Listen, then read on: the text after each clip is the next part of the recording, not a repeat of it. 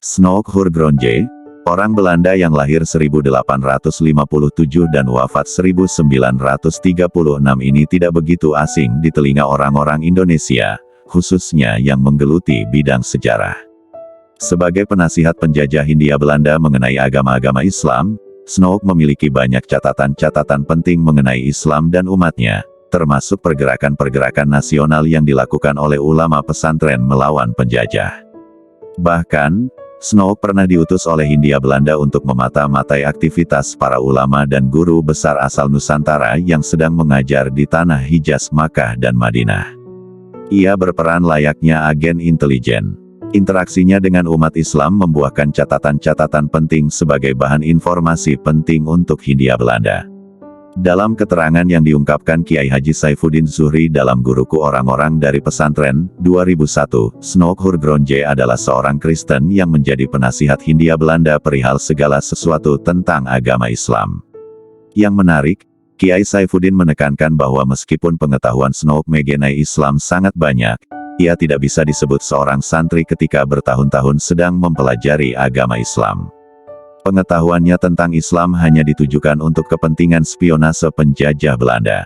Selain itu, ilmunya mengenai Islam juga tidak diorientasikan untuk kepentingan dakwah lanjutan sebagaimana tanggung jawab santri.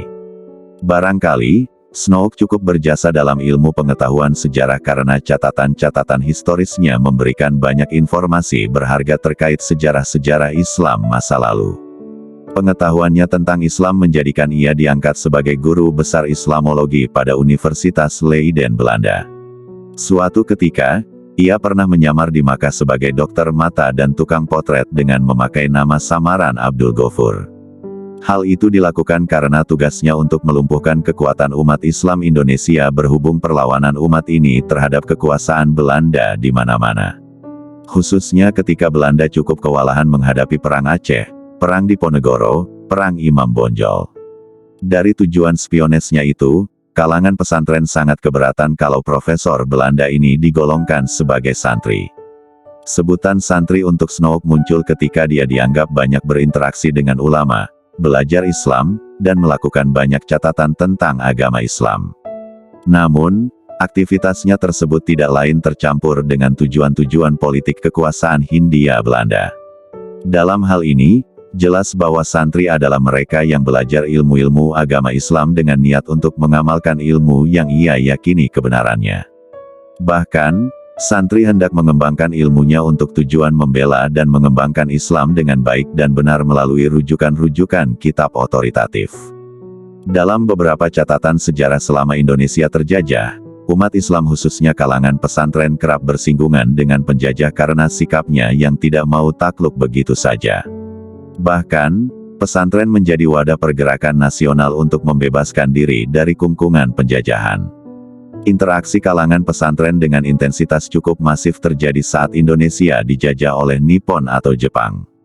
Hal ini disebabkan, Jepang mempunyai perhatian khusus terhadap peran penting tokoh-tokoh Islam di Indonesia. Sama halnya ketika Hindia Belanda menugasi Snoek Hurgronje.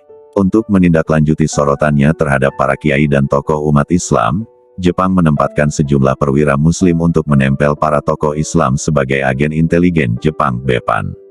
Para intel ini tidak hanya mengawasi gerak-gerik para tokoh Islam, tetapi juga kerap mengikuti forum-forum pengajian. Sebut saja Haji Saleh Suzuki dan Abdul Munim Inada. Nama terakhir punya tugas memepet Habib Ali Al-Habsyi Kuitang. Kala Jepang mendarat, Inada langsung mengunjungi Habib Ali disertai Kolonel Hori, perwira Jepang yang ditugaskan mengurusi perkara Islam di Indonesia. Buku seri Tempo, Wahid Hashim, Tokoh Islam di Awal Kemerdekaan, 2011. Salah seorang perwira Muslim Jepang ialah Nobuhiro Ono yang mempunyai nama Muslim Abdul Hamid Ono.